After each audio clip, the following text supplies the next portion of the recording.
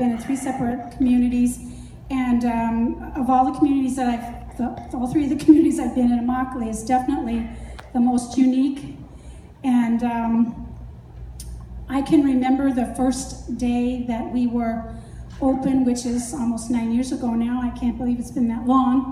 And I was sitting at my desk, and all of a sudden a rooster crowed outside my window. And I said to myself, I'm not in Naples anymore, Toto.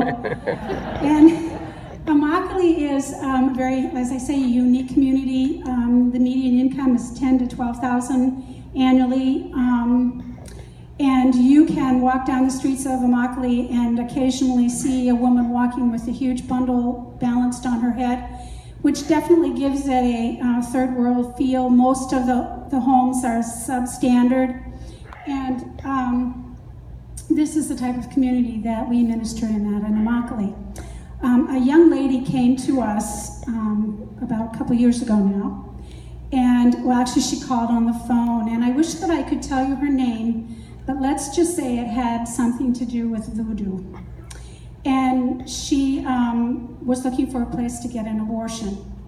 And one of the things that we make sure that we let clients know, whether they call us or whether they come in, is that we do not perform abortions, nor do we make referrals for abortions. But we have information on all the options for you, and we'd like to help you, and we'd like to see what you need and see how we can help you. And so she made an appointment to come in. Well, when she came in, we did the pregnancy test, and it was really obvious even before the test that she was definitely pregnant. She was, we estimated around 6 months pregnant, and had not seen a doctor. And one of the reasons for that was she was still at 6 months considering an abortion. And you might say, she couldn't do that. Nobody would do it that late. But she can go across the state to Miami and get third trimester abortion. And so we did an ultrasound to establish how far along she was. And one of the reasons that she was contemplating an abortion was this baby was conceived in rape. And she was really struggling with that. But I want you to know, the moment that she saw her baby on that ultrasound, and it was 6 months old, so it was very well developed, and heard that baby's heartbeat, she began to weep.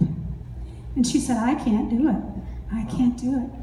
And so we worked with her and went over the options with her, and she decided to look at the option of adoption. And I want you to know, birth moms who place their babies for adoption are my heroes, because that's a huge sacrifice that a woman makes when she does that. And so she decided to place this baby for adoption. And what we do is we actually have the adoption worker come to our center, partly because a lot of the women don't have transportation, and also because we want to be sure that she has plugged in with this adoption entity, if that is indeed her choice. And if not, we want to give her the option of looking at another agency and working with a different adoption worker. And so she met with the adoption worker every time at our office. And I can remember, we also, one of the other things that we did for her was, we have, you know those nice little yellow license plates that say Choose Life on them that people have on the back of their cars? Well, the funds from those plates go to help women who are in the process of placing a baby for adoption. So we were able to, because we get those funds, we were able to help her with a lot of her expenses. And one of them was we took her out and bought her food to take home with her. And I remember when it was about 3 o'clock in the morning, and I got a phone call, and she was in the hospital in labor, and she wanted me to stay on the phone with her while she was in labor. And so I sat there in bed and just talked to her and talked her through some of it. And then I got another phone call the day after she placed the baby, and she was heading home. And she said to me, she said, she had some stipulations. One was that this couple could not conceive, could not have a baby, and the other one was that they would be biracial. And she found this couple, and she said, I couldn't believe they were so happy, and they thanked me over and over and over again. And she said, I'm so glad that I chose to give life to my baby. Wow.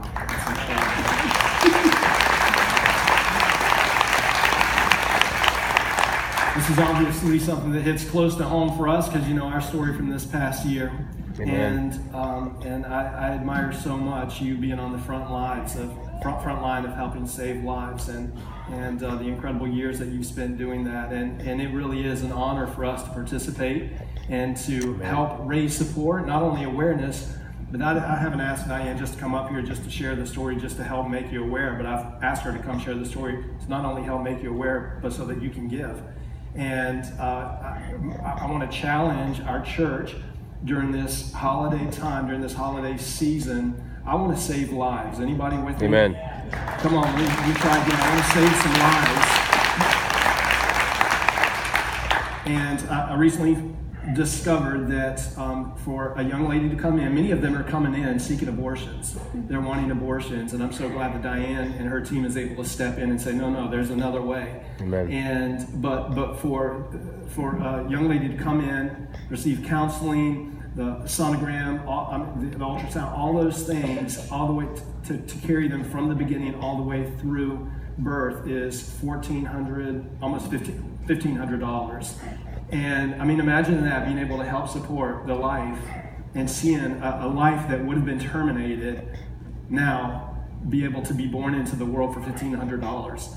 And so earlier today, I already gave, you don't know this, but I've already given personally $1,000, and just hearing, knowing the stat, I'm going to give an additional $500 because I want to make sure that I personally am going to pick up the life of at least one child during this time. And I'm challenging our church. Amen. And so here's my challenge over all of our services, our Naples campus also. Bryce is going to be communicating this in our Naples campus, is I would love for us to save the lives of 15 children over the next couple of weeks. And I mean, 15 children, I mean 10 children. We want to be able to raise $15,000. And so I believe we can do that. Hallelujah. We can raise $15,000 for the Immokalee Pregnancy Center. We're going to do it. We're going to make it happen. And so we're already 10% of the way there. And Amen. So that's a great thing. And so I'm going to challenge some of you guys, whether you're giving $50 or $5, or maybe some of you can step up together with me and say, hey, you know what, I'll take the full life of a child for $1,500 and help sew in. But here's what I know. It's not equal giving. Not everybody has the same ability, but it's equal sacrifice. Amen. And so if we will all just say, hey, there's a gift here or a gift there that I can trim back on this year and make life a priority. Amen. Where we can get there really, really fast. So I want to encourage you to do that. Diane, thank you so much for your incredible work that you do. Let's give her a big round of applause. Thank you, Diane. You can just hand that mic to Phil. He'll be able to take it. Isn't that awesome? I love